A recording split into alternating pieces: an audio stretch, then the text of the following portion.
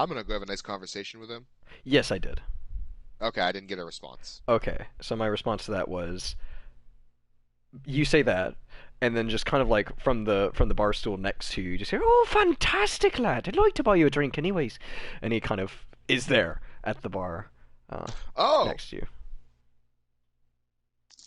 and Rhiannon just gives him a like an eyebrow that might break the ceiling. Like it just like like oh oh, really? uh, damn. so might have been informed by my employer here, and she's like, I don't employ you. I don't employ him. Don't listen to him, please. Um, that I might have stolen something from you. You know, it happened on accident, really. I don't, uh, I don't do it on purpose. I just, grabby fingers and such. So here's this, and he gives you the, he kind of extends the pouch, the coin purse out. I take it. Mm-hmm. Is all of it there? All of it minus 7 silver pieces, which he slaps on the bar towards Rhiannon. He says, "One homebrew, please."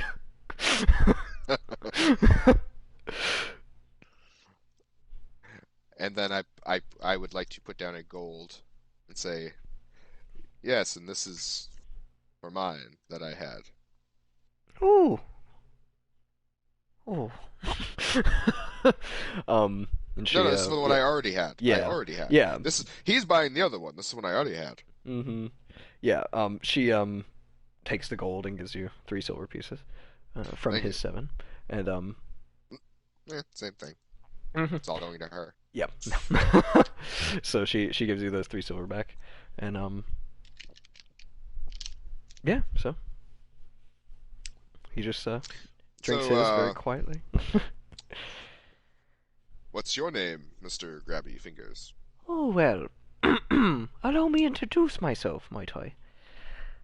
My name's Munch. I'm my name's Munch. Hi, I'm Munch. What's your name? Rin, Oh, son of Rin, Trinith. son of Trinith. Another one?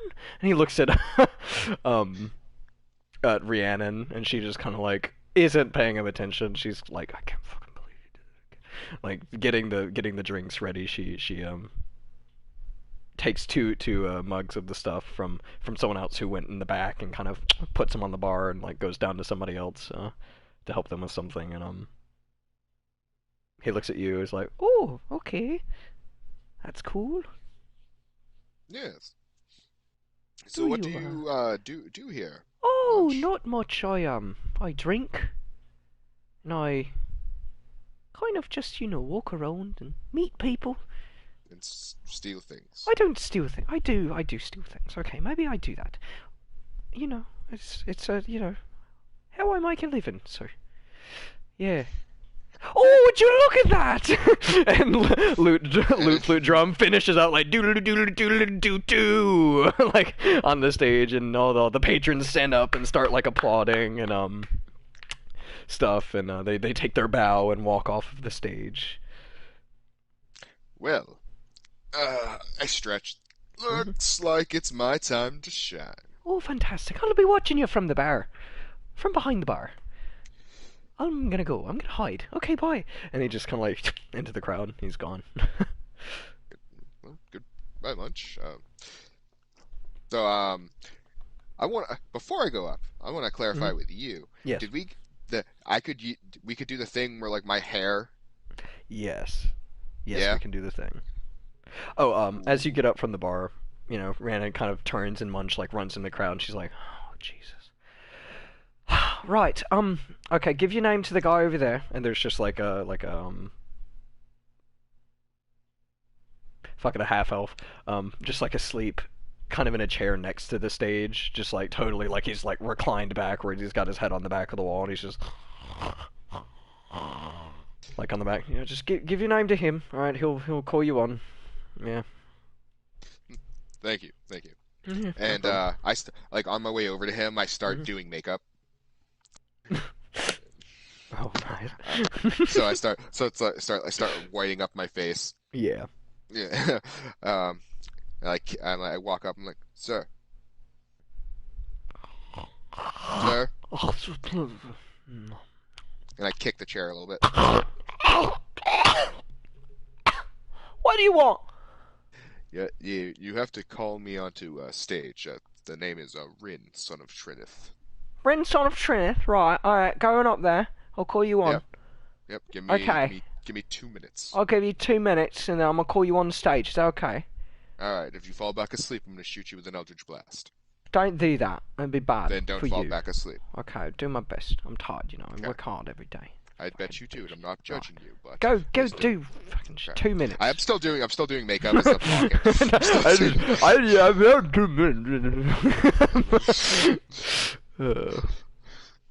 So I come out, and it's like when I put on my veil, but it's nowhere near as like creepy or like powerful looking. It's just like their basic, It's like basic Shakespearean play version. Yeah, it's a Shakespearean play version of Kiss.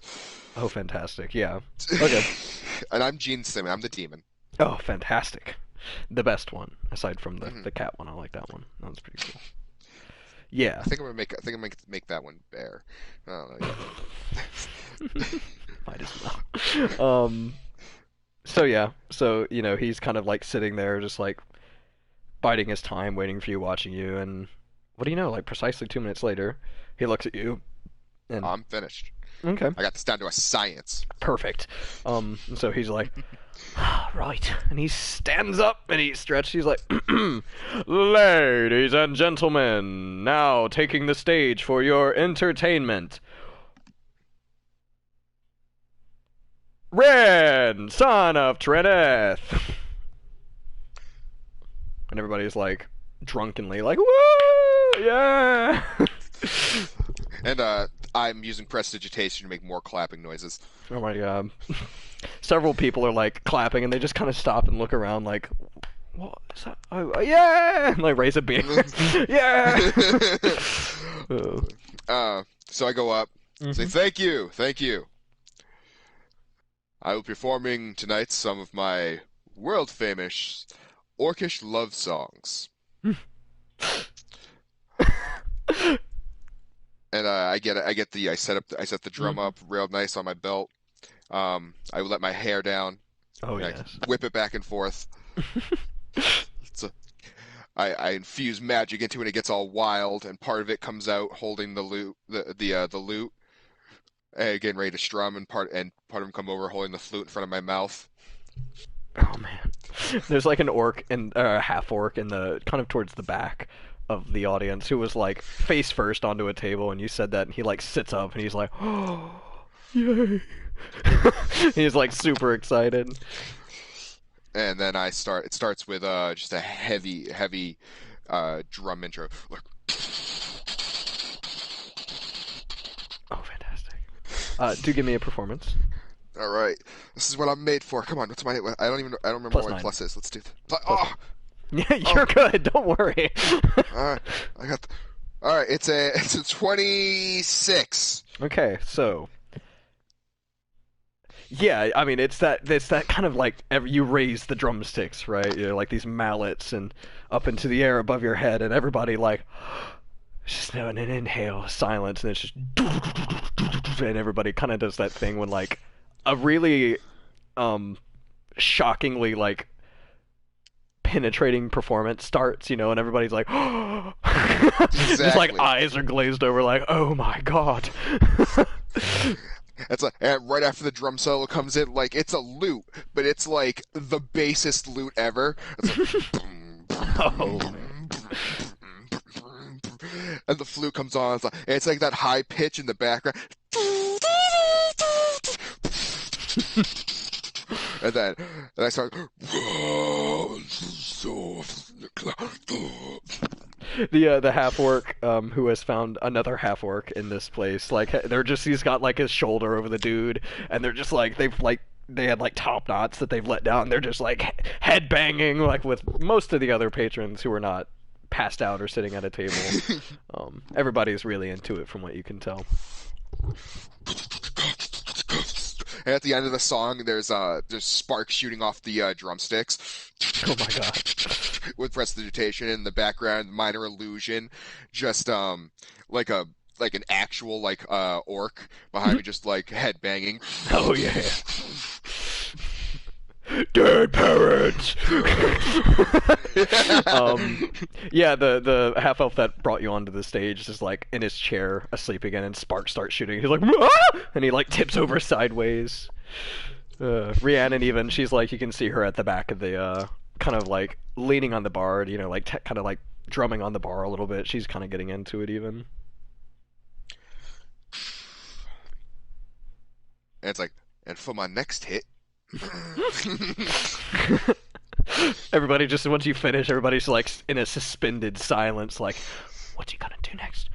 How can he get any better than that? Just like murmurs and whispers from all corners of the room. You know, everybody's. I just want to do. I want to do like my just my full set.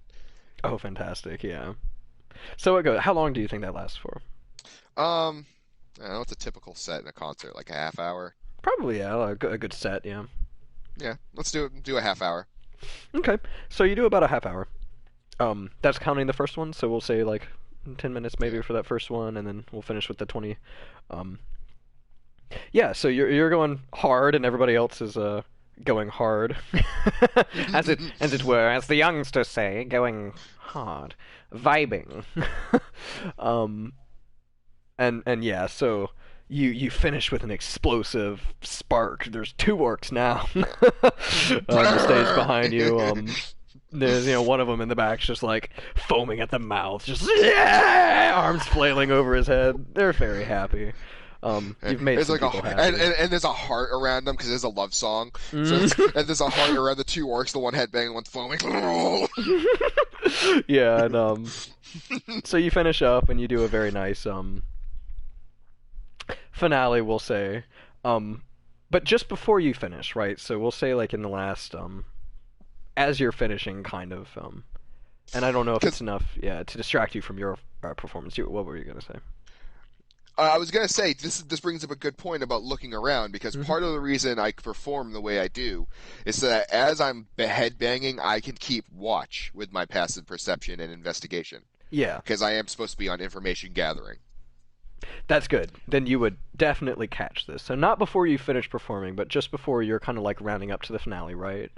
Hmm. Um, a group of about 3 or 4 people enter, right? And they're all male of different races. So, um, we'll say there's like 2 half elves, right? A Hmm. human who is pretty, kind of a buff guy, and Hmm. let's just those 3 actually, and Okay. they're all wearing the same thing, which is interesting. You haven't seen this yet, so they're all wearing very dark leather armor, which Hmm. bears the same insignia on their chest, which is 2 long swords crossed with the blades pointed downwards, with a crosshair in the middle where they intersect. Kind of Okay. like a sort of crosshair. So they're all wearing that crest, and they come in, and you can tell a few people kind of snap out of your performance when they enter. There's a few looks like, and they bully some people out of a table. From what you can tell, they walk up to a table, and there's people sitting there, and they exchange words, and then the people kind of stumble away from the table, and they sit down there. It's kind of near the door, the table they're sitting at, but so yeah, they sit there for the ending of your performance. Even you notice Rhiannon kind of flashes them an eye, a stealthy eye, kind of. She's definitely watching that group of people. Um, and Okay. yeah, so you finish your performance, and like as you hit that last note, like kind of like big, everybody's like, yeah. Um, that same half elf who went into the back and retrieved your homebrew for you once you ordered it, is at that table of those people, and he's serving them. He sets their drinks down, in front of them, and he turns to walk away, and one of them sticks the buff guy sticks his foot out, and Kelly, as you might recall his name was, trips and falls to the floor, and most of the people who were celebrating the end of the song stop, right? Everybody, there's kind of like a suspended, like you hit that last note and it's like, yeah, and then it's like Kelly hits the floor and everybody's like and all of the people at that table are like, yeah, like high-fiving each other and kind of being rowdy, not in a cool way. Obviously. Yeah. Um. Man, sucks to be Kelly, huh? No, well, Yep. I finish up. Thank you, everyone, for your loving applause, and thank you so much to all your servers. Please Get be sure off to the tip them. stage. Go fuck yourself. Um. Uh, be sure to That tip was your servers and treat them better. So you're standing Hey, up there and you're saying that, and the same guy who tripped Kelly is the one that haggled you, not haggled. I do Yeah. mid-sentence say go fuck yourself. Yeah. So. Um. Let me just for posterity. Okay, I need to use this die more often. He says like, "Get off the stage." Go fuck yourself. His hand goes down to grab his ale, right? Mm-hmm. And a crossbow bolt Oh. through the kind of like grabby ring on that mug goes That's through not even what I it. thought was going to happen. No. Jeez, all right. And goes through the mug as he's about to grab it. He rips his hand back, and like kind of grabs it. Like you don't think he actually got hit, but it was kind of a scary thing. And he like, whoa, oh, and he starts looking around. And at this point, you notice Rhiannon is standing on the bar with a kind of like a handheld crossbow in one hand and a two mugs of ale full to the brim in another. And she is glaring at this table. And she hops down off the bar into the main room and sits the mugs down on the bar and starts walking towards the table. So yeah, it's like treat your servers better. It's like, it's like before the servers serve you. Yeah, and Kelly's like on the ground looking at you like and he's looking at the table and he's looking at Rhiannon like down and walking towards. Go to help him up. Yeah. Okay, so you're helping him up. And he accepts it very, very willingly. He looks younger, for a half elf, which means he's probably like 30, maybe, but he looks more like early teens, we'll say. And as I'm picking him up, he may feel it, but my boots may or may not be shaking. Oh. Because God, is it just bravado at this point? Oh yeah. Because I don't want to get into a real fisticuffs type situation. Yes. That's not gonna be great. Probably not. Yeah. So you help him up, and he, takes your arm and kind of stands there. He's like, "Thank you. That's nice of you." And Rhiannon. Service industry. Rhiannon comes walking up to the table at this point, and these guys are glaring at her. And you can tell, probably in a fashion very similar to yourself, that guy who that just happened to, his friends are like sat back, like, "Oh shit," and he's holding his hand still, and he's like shaking with anger, but he's not acting on it, which is interesting. And she walks up to the table with the crossbow still, and she kind of like, juts her hip out and puts her hand on her hip, kind of like strikes a pose almost, and he goes, "Now, boys, we know the house rules, yes?" And the one guy is like, just looking at her. I mean, he's like seething, and she looks at his friends, and they like nod, and she goes, "Very well. If I see you in this establishment again, I will not miss." And she kind of like nods and looks at the one guy, who she shot at. And he kind of just like, he's still glaring. He just like stands up quickly from the table. The chair kind of flies back and hits the wall. And his friends very gingerly stand up from the table as well. And he looks like he might do something for a second. He's kind of got that standoffish thing to him anyways. And then he just kind of like, not that I honestly think it'll help, but like Rin's still putting on the face, so like when the tension's there, like he feels like he's gonna do it, it's like the drumstick gets raised, like, yo, yeah, you do it. You wanna get kneecapped with a drumstick? Yeah, and he notices that. Maybe he flashes you an eye, and he looks at everyone else in the bar who is like looking at him like, and maybe yeah, you'll notice at this point that everyone in the bar is like attack ready, which is scary because there's a lot of like big people in this bar, right? A lot of Yeah, tough it's looking like individuals. it's like I look around. It's like okay, yeah, I could play brave here. Let's go. Yeah. Let's. No. Yeah. I Hell won't be the yes. only one. No. And These are my Rhiannon, people, yeah, she's obviously. got this hand crossbow, and she's just itching to go, and he just kind of like looks at his friends. He's like, ugh, and nods his head toward the door, and they kind of walk backwards out of the door, keeping an eye on everybody. And Rhiannon walks over to Kelly. She's like, "You okay?" And he looks at her, and he's just like, "Yeah, I'm fine." I like the thought of like Slash landing like right next to the door as the last one lands on, like, Kah! He's an owl. Yeah, It's it's like one he's of an the owl. smaller half elves. He like stumbles out of the door. It's like everyone's like, did that owl just caw? He's like, who? Rhiannon looks the fuck? confused, and Kelly is just kind of down, and he's like, "Thank you," and he goes back into the back to the bar, and he's just gonna kind of grab a rag and start wiping down the bar. And Rhiannon's like, well, if you needed a reason, there's one. Believe it or not, those are the people that run the city. Oh, good. And what would they be called Well, besides assholes or scumbags or? honestly, that's what we call them. But truthfully, and she kind of like peeks out you guys are standing by the door. She kind of peeks out the door and sees that even though it is normally dark outside, it's getting darker. She just kind of like gives you a very like, just like pats you on the shoulder. And she's like, "Go see the doc. He'll give you everything you need to know. Probably." And she gives you directions to his shop.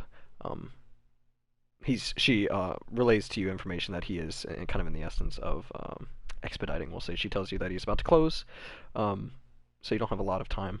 But he's just a few blocks down from the tavern. Okay, and Yeah. then I'll go. Well, thank you, ma'am. Mm-hmm. I'll be back later for that room. Yeah, sure thing. Actually, I tell you what. And she like does her finger kind of over her shoulder, and someone comes up, and she's like, "Hi, can you give me the room 6 key?" Yeah. And they run off and come back, and she's like, "Yep, here you go, room 6. Just go ahead and go up there, get your stuff ready." She points Thank you. to a staircase to the right of the bar, which leads up. There's rooms are up there. You'll find them. Not hard to find. So great. Yes, thank you. And she gives you a nod. And she's looking at you very trustworthy, I guess. Probably for helping Kelly. Maybe you could infer. Um, Perhaps. so yeah. So then she kind of turns and walks back through the crowd back to the bar. All right, then I would. Um, yeah, I guess I'll go upstairs, put like the stuff I don't need right now Mm-hmm. up there. Yeah. Take my weapon, my drum, like my drumsticks and my drum. Yeah. I can leave the loot and the flute and Yeah. backpack full of bullshit. Probably. Yeah. Okay. And so, what are you Uh, bringing with you? I have my drum, Okay. my drumsticks. Yeah. Uh, yep, a dagger, my armor, of course, and then Yeah. like So just kind of everything water like that skin. light you could carry with you, stuff like that. Yeah, Okay. stuff Yeah. like you would need for like just a regular walk around a town. Okay. More specifically for your notes, Rhiannon has directed you towards the shop of Dr. Archibald Cronum. Ah, Dr. Clockwork, aka Archibald. Archibald, What? kind of like kobold. Cronum, so Cronus with an M instead of an S. Okay. Sherman. Cronum. Okay. Um, right, sorry. I was just reading ahead in my notes a little bit. Okay, so you head out from the Drunken Owl, and you can in fact tell that it is not night, but it is certainly getting later in the day. Um, And you pass, uncharacteristically, you pass a few interesting characters headed out the door. Um, but you see a lot of them in this place, so it's an odd place. You already can tell that this is a strange place. um, and you walk down. Eventually, what you find to be the main street of the town. So you kind of turn off of the street that the Drunken Owl is on, and you take a right and then a left, and you're put onto this very long street that you can see, before the haze consumes it, what looks like the other side of the city. This street looks like it runs from one end to the other, which you can imagine to be Wraithway, which she pointed you towards. Um, and so you head down Wraithway for a little bit, and it's a very claustrophobic street. Um, Under these buildings, which seem to lean over the street, you can, especially once you're back into the town, having exited the Drunken Owl, you can tell that there is a definite negative energy to the air in this Uh, place. my negative energy claustrophobia is kicking in. I punch the nearest homeless man. No, I'm kidding. There are a lot. There are, I mean, especially once you get onto Wraithway, there are like what look like beggar children just lining the streets, and shady dealings left and right. You see a good few more of those people in the leather armor, the dark leather armor with the insignia, and they seem to be like policing almost, which is odd. Hmm. Um, so they're kind of like handling people. You're passing shops, and every now and then you see like a woman scolding a small, half elf kid or something, holding like an empty bowl up towards her, and or just kids kind of like squatted by buildings doing similar things. Or apart from that, you see lots of shops, so like blacksmiths hammering away at metal on anvils, inside of kind of like open air smithies and stuff like that, leatherworking shops, places that sell food, flowers, apothecaries, really anything you can imagine in a busy city. And this is quite a busy, sprawling city. Um, the buildings typically are about 3 stories tall, and as mentioned previously, they kind of lean over the street, um, creating a definite sense of somewhat claustrophobic. You just feel like you're kind of closed in, even though the sky above you is open. And usually upbeat person, lol. You do feel Da, slightly da, down. da, da, da, da. So you can only imagine what the people who live here year round must feel like, because it's a very penetrating energy to the air of this place. Um, I would do like a light marching drum beat then, just okay. to I don't know, keep my own Hmm. spirits up and like maybe anyone I'm walking by. Yeah. A few people give you eyes. Like what the fuck? Like there's like a blacksmith, like cling cling cling, and then you start drumming, and he starts like drumming in rhythm with you, and he's kind of like looks around like what the hell, and he looks at the street, and he's like, oh. He kind of like and there's a few kids that are like excited to see that, obviously. So some people give you strange looks, and some people look happy. And you walk Which is for a fun little while, yeah. because that's chaos. Hmm. That I in my head that's definitely chaotic good. It's going to disrupt a fuck ton of people, but it's also going to make It's other gonna make people people happy. happy, so why not, Yeah, right? Yeah. exactly. So yeah, you're looking around at people, and you're kind of looking to your left, at a particular small half elfin child that's kind of looks down in his luck, but he's looking up at you with happy eyes. And I need you to give me a dexterity saving Son of a bitch. throw. Damn those children. You're probably gonna pass it. I think you have a good saving throw, right? Yeah, hell yeah. Uh, no, it's so bad. How could I ever? I got a 20, not natural. Okay, well, I think you succeed. Um, so from your right, uh, from like a shop door next to you, um, what looks to be another, like an older kind of gnomish gentleman. It's not the one you rode on the boat with. Um, Different hair, you can kind of tell, but older gnomish gentleman all the same, is quite literally thrown out of a doorway on your right at you. And you catch this as it's happening. You kind of hear like the of like the door, and then like, and you dodge it. You can attempt to catch him since you've got a fucking 20 if you would like. Either way, he's not on a collision course with you, so you don't think he's going to collide with you. I would, but boy, do I know that I don't have the strength to. He's a smaller guy. He's a little gnome, so you might. All right, maybe since he's an old gnome. If it was anything else, then Mm-hmm. no, but sure. So I guess that would be I guess another deck save. Maybe, maybe athletics. I don't know. What do you think? Um, I don't want it to be, but it would probably be in athletics, yeah. Okay. Well, we'll do an athletics. 10? Okay, so you do that thing where it's like you're like, I'll catch you, It's like, but you catch oh! him and you're not expecting it, and so it's just kind of like, and he just kind of falls at your feet regardless. Well, He kind of does impact with you a little bit. Um, I'd oh say with no, the 20, it doesn't knock you down, but you probably stumble a little bit. Um, like a it's duck. yeah, I duck. You should have ducked. I should have ducked. So he falls to the ground, and along with him, after him, a kind of like a notebook and some loose papers are kind of chucked out the door, and he, hits the ground and rolls around a little bit in the mud, of which there is a lot on this street. It's very gloomy and gross. He just kind of like rolls himself over. He's like, "For the sake of the gods, of which this town has none," and the door that he got thrown out of like shuts. And he kind of And that'll teach you. oh, right. Those people I yelled at the door. Yeah, the door's shut. I know. He kind of like stands up and brushes himself off and starts collecting his things. He's like, "Oh, thank you, laddie. I know you didn't have to try, but thank you for trying." Uh, no problem. It's the least I could do. Actually, the least I could do is this. And I start using prestidigitation to clean off all the paperwork and himself. Oh, well, isn't that something?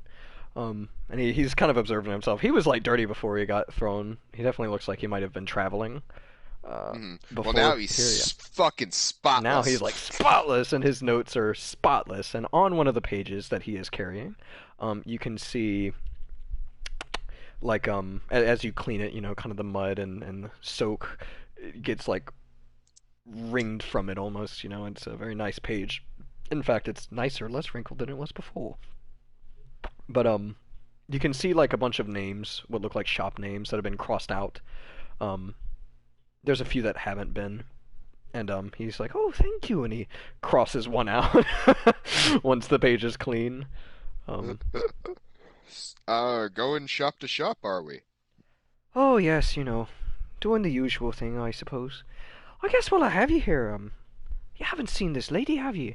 And he holds up a very well drawn picture of a what appears to be a maybe like an elvish woman, maybe a human woman. Kind of blurs the line. She looks a good bit like Rhiannon, but it's not. Yeah, like you can tell it's not, but kind of very nice, um, tannish kind of in between like tan and pale complexion, blonde hair. Um, quite a beautiful lady. Um, Hmm. like you haven't seen to happen to. I know it's a long shot, but you haven't happened to see this lady Not about, would you? no, someone who looks mildly like her, but not this drawing. Ah, I think I know who you're talking about. Ah, well, thank you nonetheless. This isn't a Well, place you what's come across strangers in that help you most of the time. well, attract more flies with honey, Mm, such. true, I suppose. What might be your name? Oh, I am Rin, son of Trineth. Oh, very pleasure to meet you, Renson of Trinity. My name is Sanson. And he kind of gives you a. You can tell it's like a practiced bow, but it's not like a perfect bow. Hmm. He's trying. And when he gets back up, I reach out Hmm. a hand to shake. He kind of like stuffs his book and his notes under his arm, and he shakes your hand. Pleasure to meet your acquaintance, Rin, son of Trinith. Yes, Oh, Trinith. Okay, interesting name. thank you. And you said it was Sanson. How the hell do you spell that? Sanzin. Sanzin. Okay.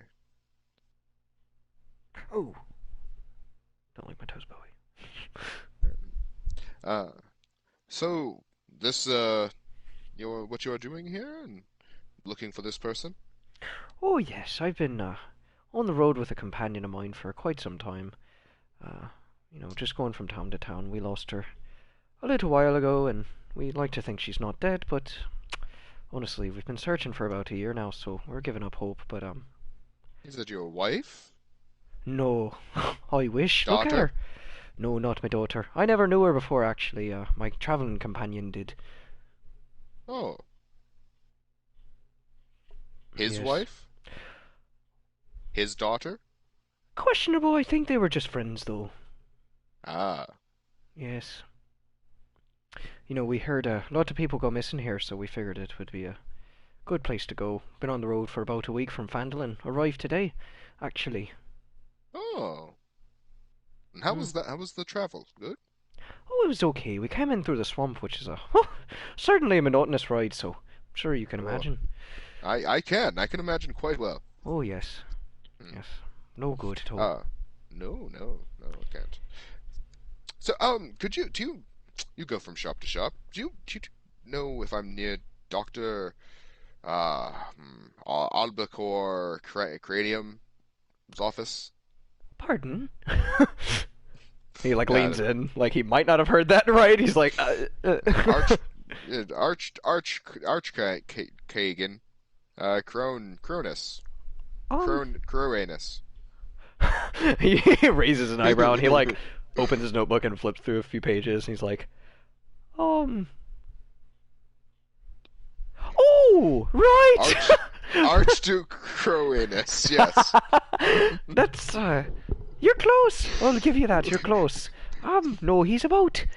Okay, so. And he, grabs as high as he can on your body so he's not, just grabbing your butt. And he, points. You know the thing of, if he was a normal sized person, he'd grab your shoulder Yeah, and, point. But he's not that exactly. tall, so he, puts his hand on the back of your waist and, points. He's like, okay, so go down this block, right? Take a right, and then a left. Um, you know what? I can actually give you legitimate, accurate instructions if you'll give me one moment. Because Sure. all of the documents I thought I had open, I didn't. So you're on Wraith Way. You're about here. Um. Right. Okay. So if you turn right to this turn, right. Um. You take a left. You go straight, and then you take another right. His shop should be the first one, on your left. Thank you. Right. Excellent.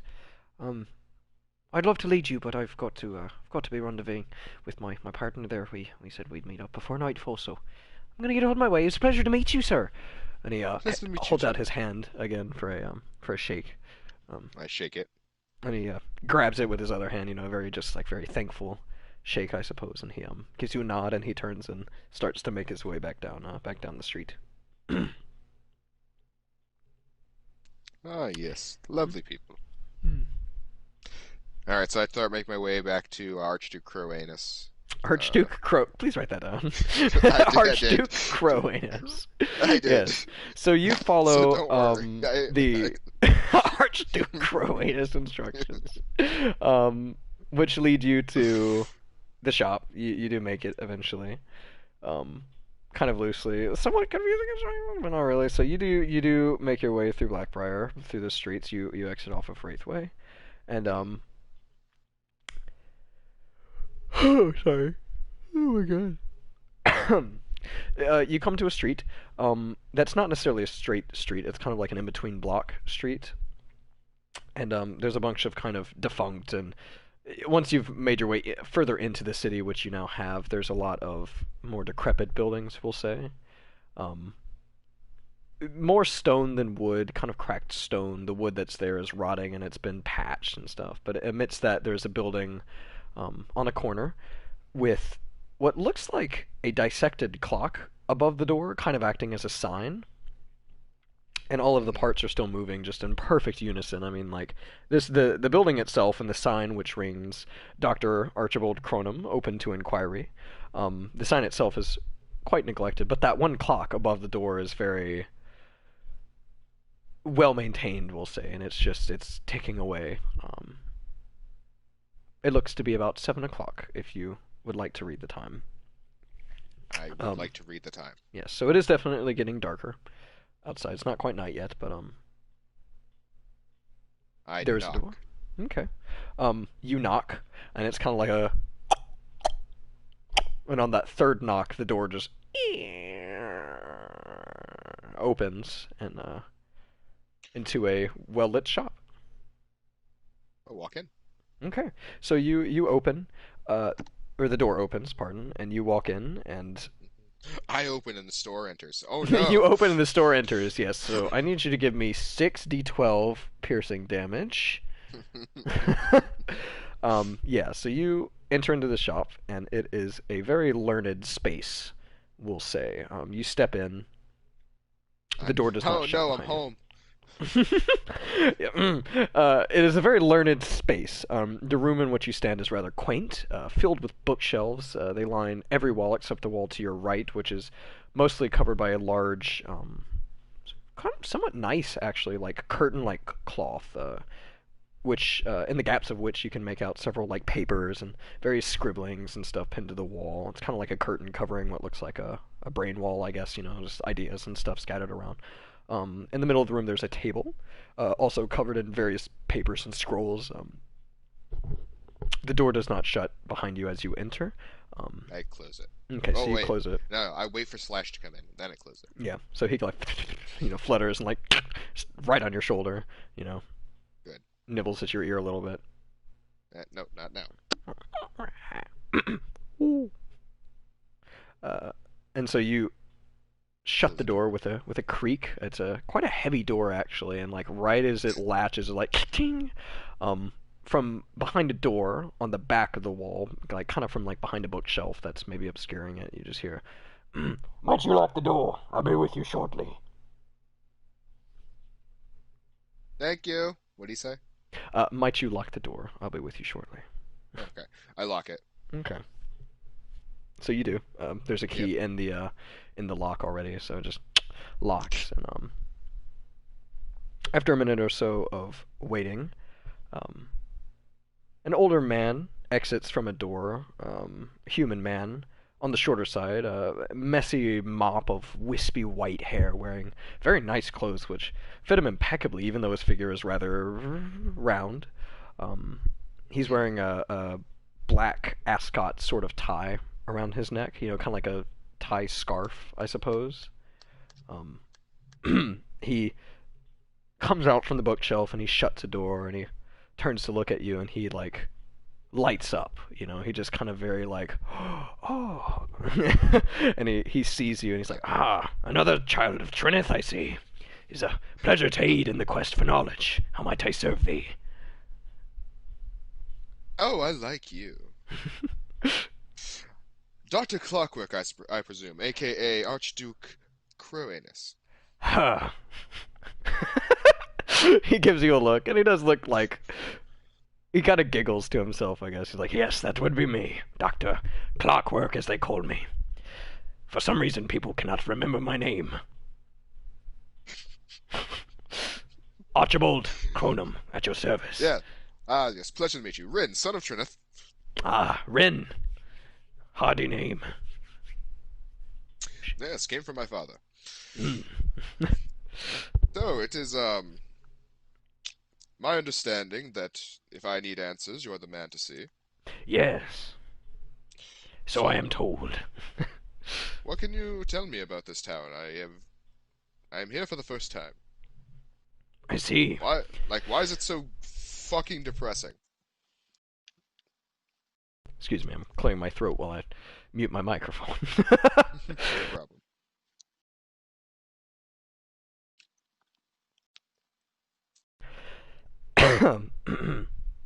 Ah, you wish to inquire about the energy in the city as your sister did, I assume. That, among other things. Okay. Well, being of the Feywild as you are, tell me, Master Rin, are you familiar with the idea of a shadow crossing? Of course, but explain it to me as though I weren't. Well, let's make this easier. Are you familiar with the idea of a Fey crossing?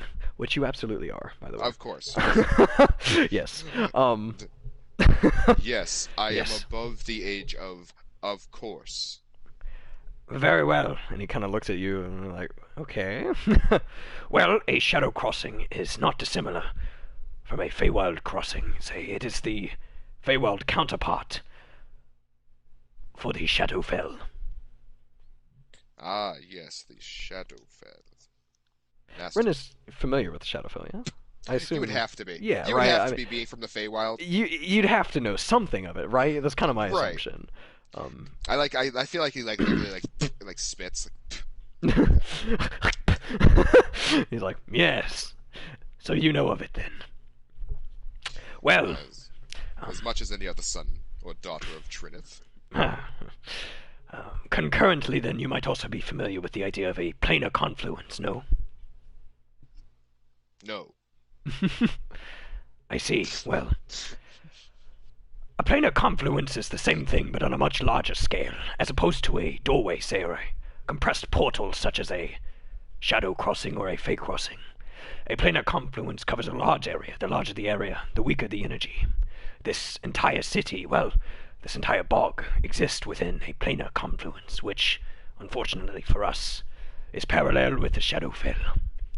In my research, I have dictated that this is the cause of the general atmosphere which surrounds and maybe even created this environment. In other words, the entire city is unnaturally close with the Shadowfell, and because of this, it suffers from similar side effects, albeit less so. I feel gross. Yeah? Why is that? That's what Rin. No, that's what Rin feels. Oh. Like Rin just like thinks to himself. He's like, I feel gross. Yes. He kind of nods and he's kind of like proud of himself. That's awful. Yes, no fun for the people who live here. It's a very dreary place.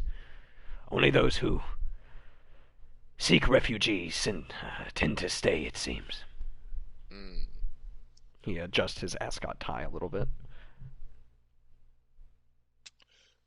What can you tell me about the group running this place? Ah, the Thieves Guild. Well, Ah, it's an interesting story. Let's see. And he kind of like walks over to the table and he props on it, you know, as much as a shorter man of his stature can. Um he does that thing where like he goes to like sit on the table, but it's not quite leaning and it's not quite sitting. He has to like hop up a little bit, and you know he's got like one yeah. foot It's on the like ground, one he's like foot's like leaning. yeah, like tiptoe kind of. You know, he's trying to look comfortable, and he's looking around his shop. He's like, well, I suppose we'll start with the requisition then. Let me see. About 5 years ago, well, I guess 6 by now, the citizens of the city staged a coup against the government who used to oversee it. They had grown rather incompetent, you see, and I won't disagree about that. After a series of revolts led by several of the city's guilds, the government hid themselves away across the river, in a portion of the city known as the Sector, across the river there. You did see kind of, as you passed through the river, this separate section of the city, that separate wall, which seemed to lead somewhere which you couldn't see behind. Hmm. So you could probably infer maybe that's what he's referring to as the Sector. Um, yeah, sorry. Several of the city's guilds led a revolution, you see, against the government. They hid themselves across the way in the sector there, locked the doors and threw away the keys, as it were. The guilds met to choose a representative to send across the way to discuss a change in leadership, and by some chance, Eddard Stone was chosen. He is the leader of the Thieves Guild, was before the requisition. What was it? Adder Stone? Or... Eddard Stone. So Ed, and then Dard, and then Stone. Let me know when I shall continue. Go ahead. Eddard Stone was chosen. He walked into the sector and came out an hour later with the keys to the city. He had massed enough forces to overtake the rule of the city at this point, and thus the city fell into the hands of the Thieves Guild, where it still remains. The overtaking came to be known as the Requisition soon after.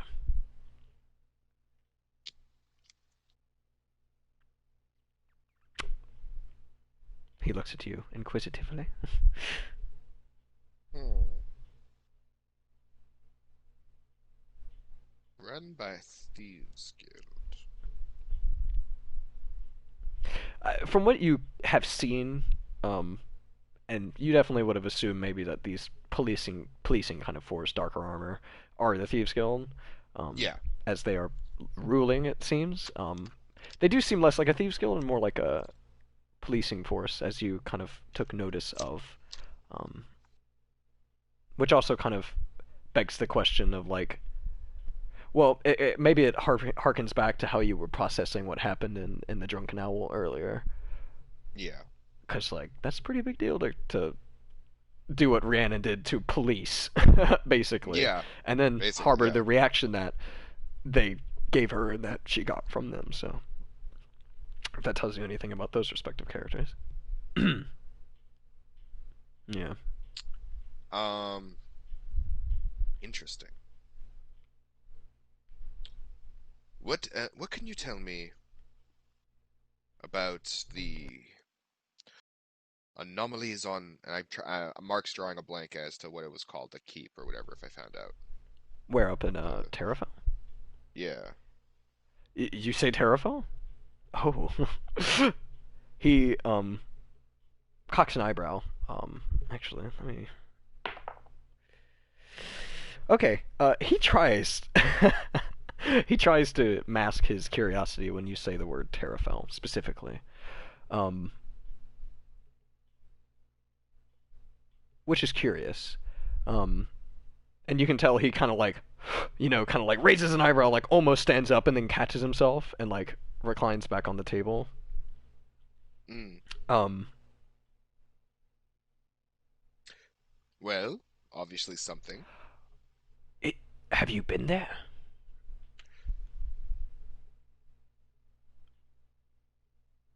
Perhaps.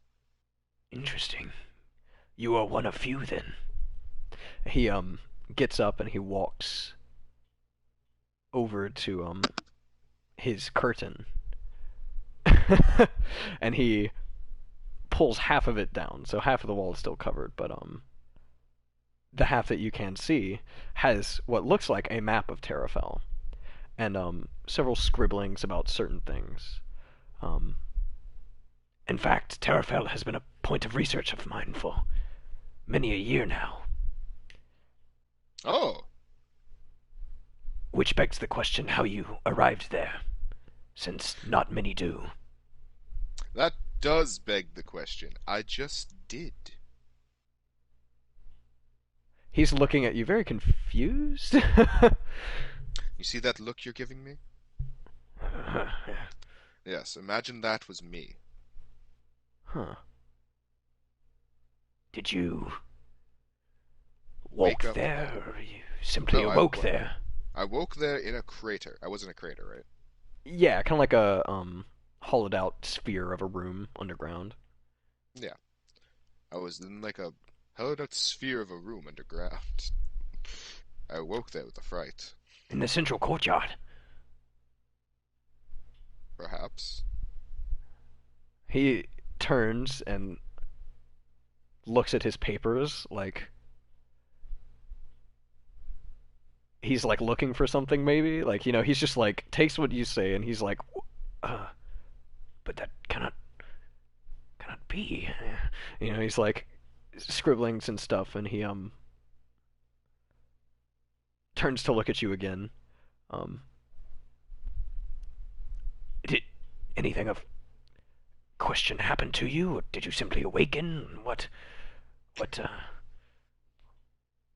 he's yeah. I wasn't like drugged. Uh, I think. I imagine you wouldn't have found it if you were. None who come across it typically do so on accident. And I did. Very curious. Um. Mark unlocked the side quest. Yes. Yes. He walks over to a drawer, opens it, and pulls out a deck of mini things. No, he doesn't actually. Oh my god. Oh, remind me to tell you something about that earlier, by the way, or later, by the way, because Okay. it's fucking hilarious. But He goes over to a drawer and gets a stone out of it, and it's got like just the tiniest flecks of like this kind of green, kind of like jade like stone, I suppose, but it's like a normal stone, maybe even like petrified wood, right? Mhm. Um, Give me an investigation check, actually. Okie dokie. Hello. My phone turned off. Da, da, da, da, da. At Okay, this point, investigation a plus cat 6. hops up on the table next to him, and he's like, "Oh, shoo!" And he shoots it away, and it runs into the back room. 17. 17. Okay. Um, 17. Have you ever seen petrified wood before? Like I held have. it? Okay. I have. Um, it looks like petrified wood, Okay. relatively. I mean, it's like an odd type of wood, darker. Kind of, I guess, like those trees that you saw in Terrafell that were, charred black, not necessarily burnt, but like the bark itself was just a black bark with those vibrant green leaves. Imagine that if it was like carved into stone. That's kind of how it looks. Um, Hmm. so it could maybe be petrified wood, but it could just be carved stone maybe. But it does have these like flecks of green in them, Okay. and he grabs this stone and like holds it up and runs it over to you and just touches it to your forehead. Do you Okay. react to this at all, or is it kind of like a letting it Uh, happen? I I react by both my eyes crossing, looking at it. It kind of makes a it nothing really happens. It does kind of generate like a slight hum, and certain pieces of the green start to not quite like glow, but there's something in them, I guess, maybe like maybe a slight glow, but not much. Um, and in the back of your head, you hear that ringing slightly, very slightly. Not dissimilar from like if it's been there the whole time and you're just noticing it, perhaps remembering it. But I pull back. okay, yeah, you pull back, and the second you pull back, he takes the stone and looks at it. He just goes, "Dear God," and he runs and he like puts the stone back in the drawer. Um, and he turns around and he like is holding the door or the drawer closed with both of his hands, and he kind of has his back to the drawer and he's like looking at the ground, and This he's looking no more with the ringing rock. yes, of course, I can be, maybe. um I tell you what, son of Trineth, it's getting quite late. might you um might you come see me tomorrow? Oh, yeah, sure. Excellent, Come in. excellent. No, leave, please. Ow, shit.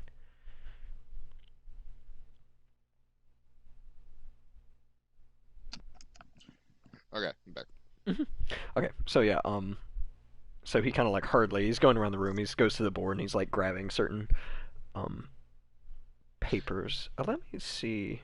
Hold on, just one second. Um, I'm trying to find something. Uh, where's the first one? One. You do see a symbol on one of them, which it's not necessarily. Oh wait, cancel. Actually, I know exactly what to send you a picture of. I'm just an idiot. Bear with me while I get this on my phone so that I might send it to you. You see on one of the pages that he grabs a drawn symbol.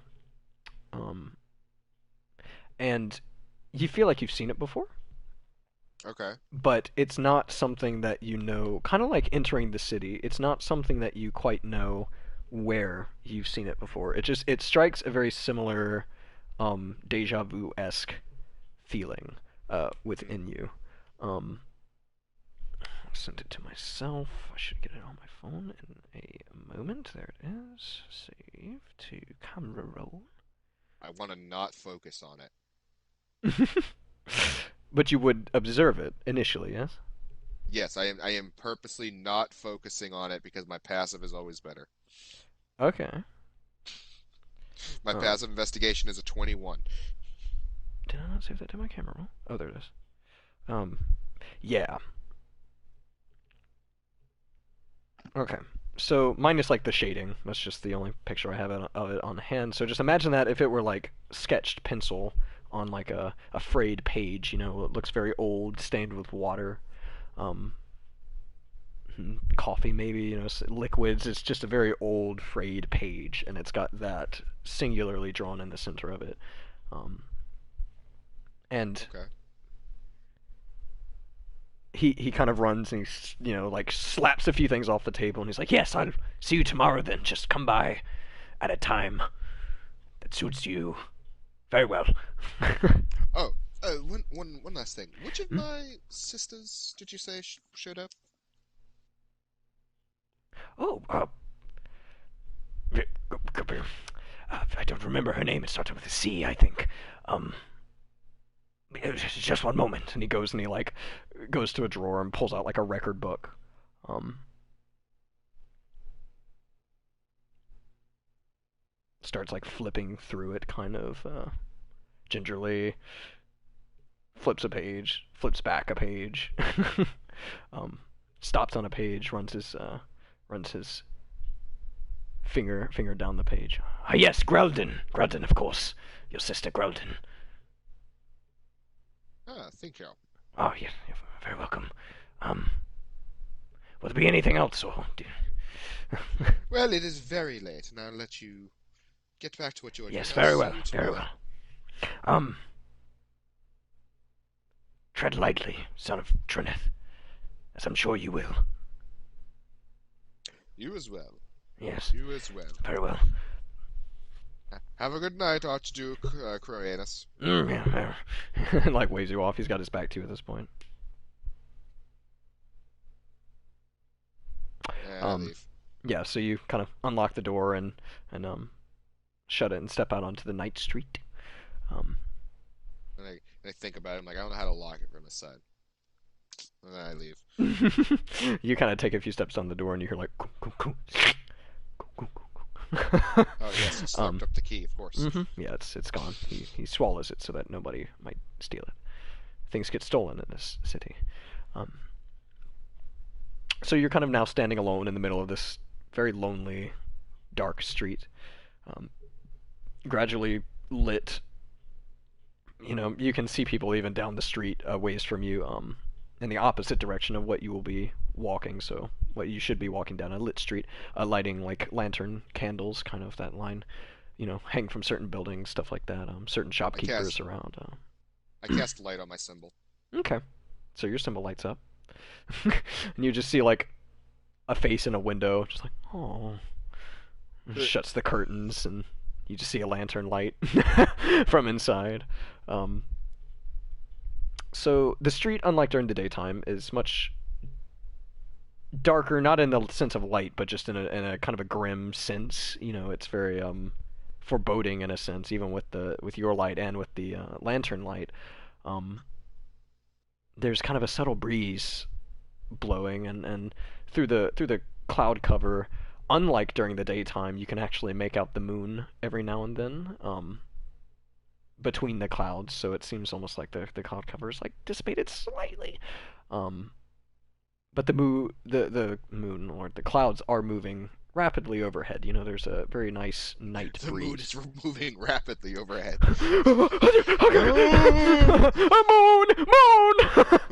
Moon. So the moon, the clouds that is, rush overhead. Kind of in the breeze, which funnels down the street. A cool breeze, which is kind of odd for kind of the musky, not entirely hot, but definitely humid swamp that you were in earlier today and remain in. It just doesn't feel like it now.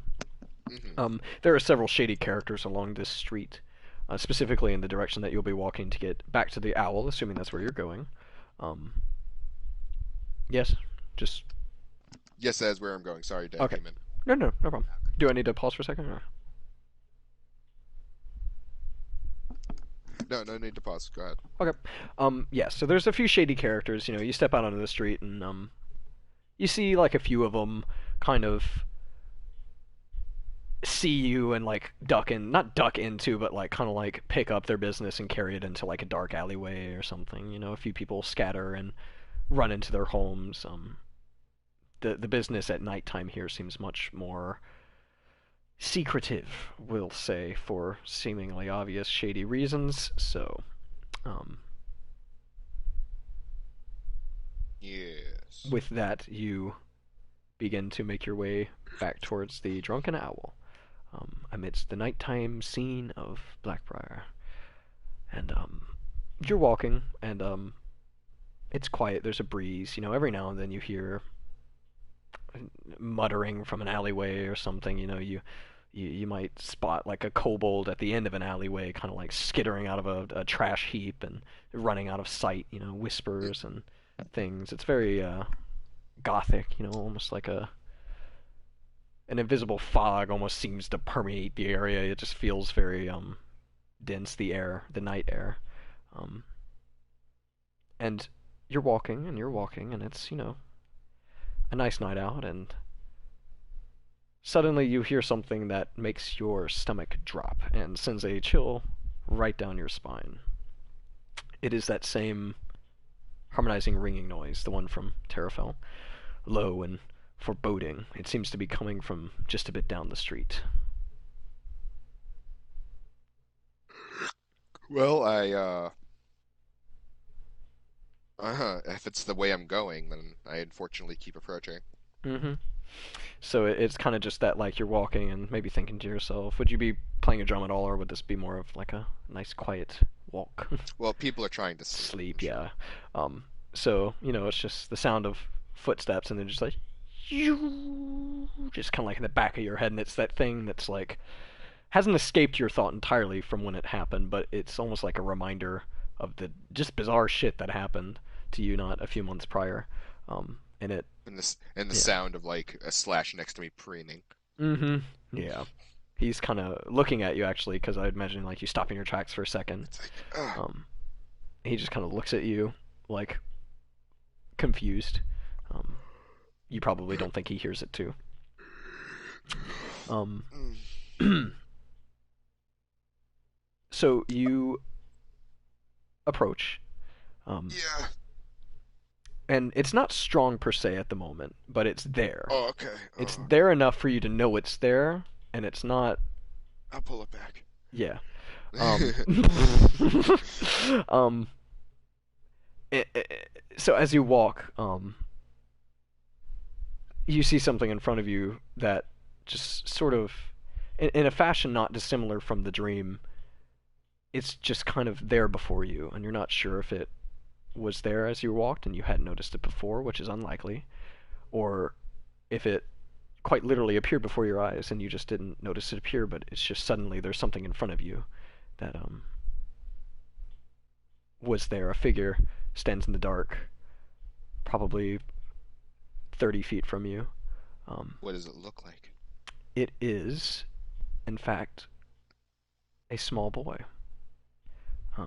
In the darkness, lit slightly by your light, which is just barely kind of lighting his front, and lit from atop by a lantern, it appears to be the same boy, that little boy that you saw in the darkness at Terrafell. Hmm. Hey there, little man. He stands, I mean, just like a tiny fucking bastion um, amidst the street. He doesn't respond to you. I approach slowly. Mm-hmm. So you walk about 5 Like feet. Um, 15. 15. Okay, so you're about, what, 10 feet away from him? You We'll said say? he was 30 feet away, 30 so feet. 15 Okay, feet away. so 15 feet away. Um, and as you get about to where you are going to stop, slowly he raises a single arm, his left arm, pointing to his left, um, at the end of which you can make out an alleyway, like the entrance to an alleyway. Um, he raises his arm and just very calmly and somewhat scarily, perhaps, just says, "Make it count." Um, shortly after he says that, almost as if him saying that was a cue for something. You don't think it was, but it's very, if this were a show, there'd be a fantastic beat of time between him saying that and a strange noise that you hear coming from that alleyway. It sounds kind of like muffled screaming. So just a very like. Yeah, fuck it. And I go and I run to it. Yeah. So as you kind of take flight and start running towards this, you hear like, help me, play, from the alleyway, and then right as you're about to turn the alleyway, you hear the horrific noise of what sounds like a blade piercing flesh. Just that, just. Ugh. So as you basically run through the boy, he dissipates into that same kind of like white interlit green fog from the dream, and you just blow through him basically as you turn the corner into this alleyway, and in which you turn the corner. Sorry, yeah, you turn the corner to see two men in black leather armor standing over the small body of a gnome about 20 feet down the alley. From what you can tell, it is dark, very darkly lit here. Your light is just kind of reaching the edges of it. How far is light? Is it 20 feet? Light works like a torch. It's a 20-foot radius of 20 dim foot. light, and additional. Sorry, 20 foot of bright light and additional 20 feet of dim light, so Okay. 40 feet total. So if you can imagine what these guys see, they're just in this alleyway, and they just see this light approaching, and all of a sudden, like, shoo, a light just appears at the end of this alleyway, and it's you. So you at the end of that 20-foot radius, just into the dim light, you can make out the two male figures in black leather armor over the small body of a gnome, elderly, somewhat familiar. It looks as if he's dying, if not already dead. One of the men is holding a bloodied dagger. The other one stands with clenched fist, looking severely troubled. As you turn the corner, their eyes move from the body at their feet to you. The one holding the dagger looks angry, whereas the one clenching his fist looks somehow horrified and like ashamed at the kind of sick, at the same time, to see you having now witnessed what appears to be their crime.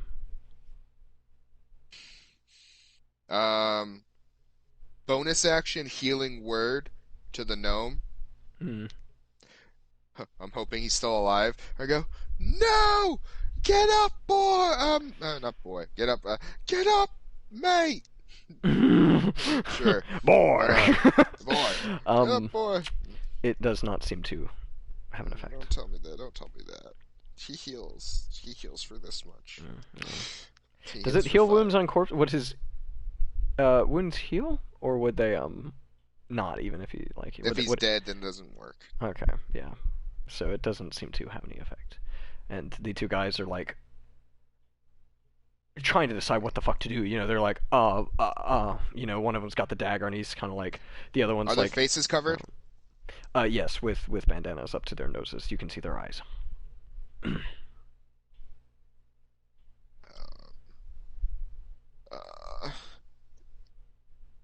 Fuck. Okay, the one that had the knife. Mm-hmm. I need him to make a. What the fuck's the type of saving throw? Before you do this, I need a. Okay, it's an int save. This is where we're going to end your session. Jot down if you're going to do that the events of the start of the actual session might change what you're going to do. So take a note that you're probably going to do that. I'll remember. Just remember I was trying to cast Phantasmal Force. On the one with the blade. Mm-hmm. I'll tell you what. Go ahead and cast it. What do I need? End safe. Yeah, int save. Yeah, just on him. It's like 12.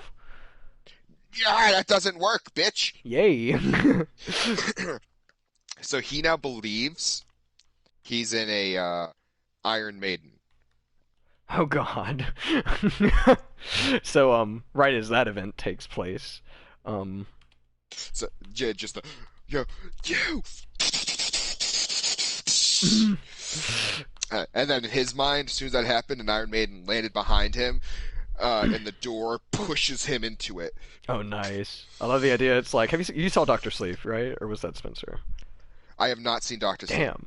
There's this great scene where like a coffin's creeping up behind someone, then the door's gonna shut him. It's like sliding up behind him. I love the idea of him just standing there with a knife and just like an Iron Maiden just like through the mud, like from behind him and just like around him.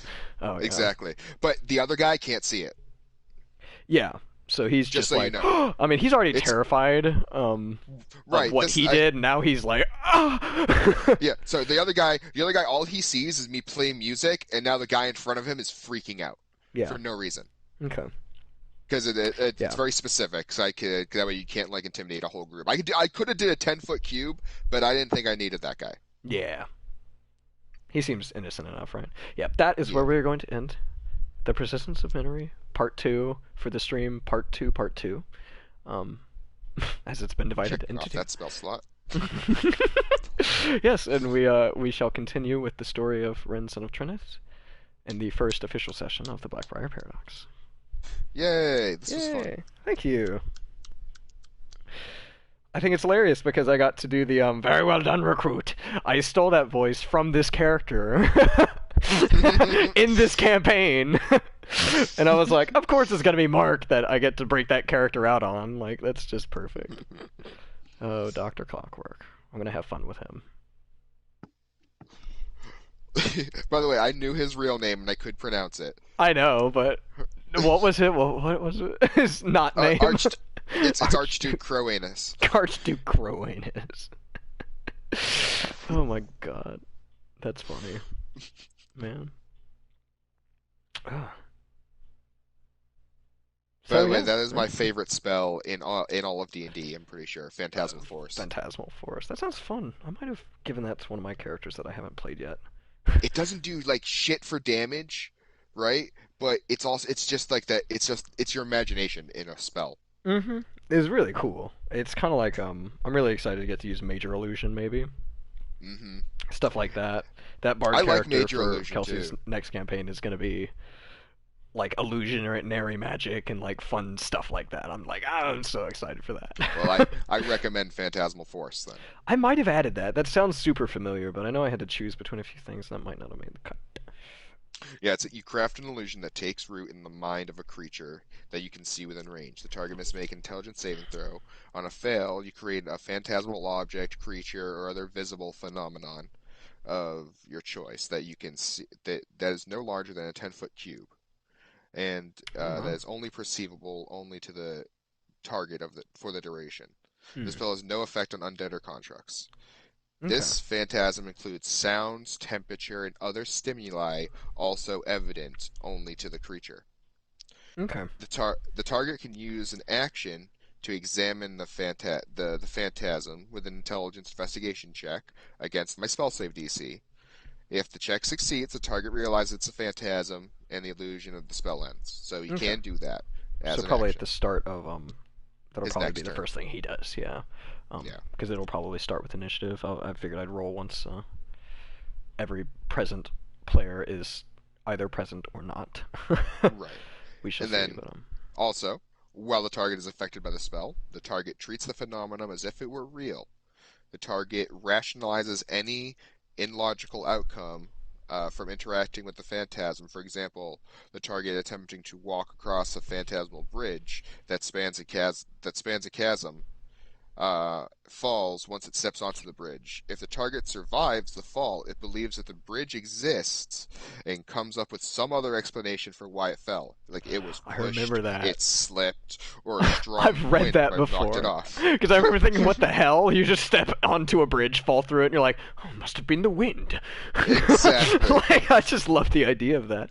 But isn't that such a cool fucking use, though? Like, if you're on a It is. canyon and you make it across, you can destroy the bridge and make a bridge, and they just walk to their death, maybe, if they Hmm pass.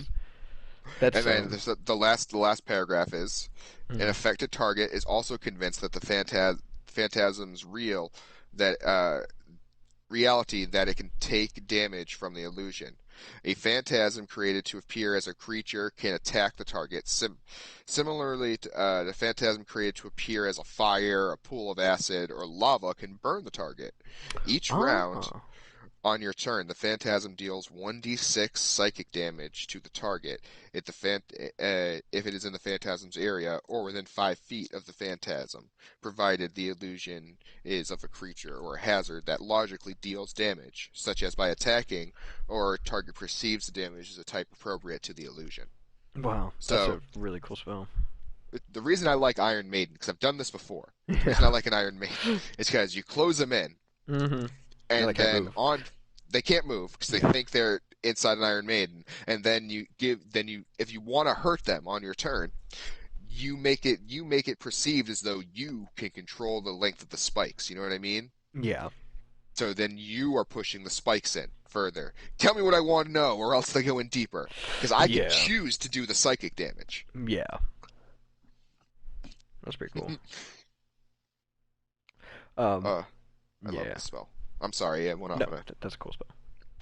Well, any questions and or notes or anything before I wrap this up and we hop back in to other people? No, I think this is good. I'm gonna do my normal after D&D thing. Of course, of course. Because for some reason my body works like that. Why not? It's classical conditioning. Exactly. Mm-hmm. And I'm gonna be sending you a picture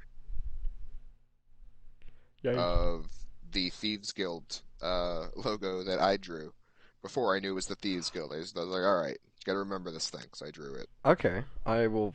I have a picture of the other one, but I don't. I only have it on like armor. I think I don't have it like actually drawn out. So I need to get just a massive like document of just all of the guild logos of the city. So a few of them you can actually make out as very tiny banners in that picture of the river.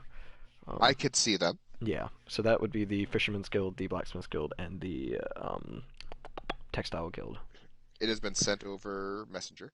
Okay, Messenger. I will check it. All right, I'm gonna end the stream. All right. Perfect. Yes, indeed.